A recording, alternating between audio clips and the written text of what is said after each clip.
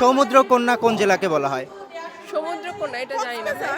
কক্সবাজার ছাড়া আমাদের কোথায় সমুদ্র আছে? মনে হল না, আমি জানি না, এটা বলতে পারছি না। সমুদ্রকন্যা কোন জেলাকে বলা হয়?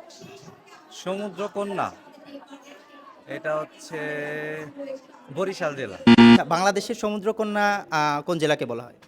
সমুদ্রকন্যা সমুদ্রকন্যা কোন জেলাকে বলা হয়?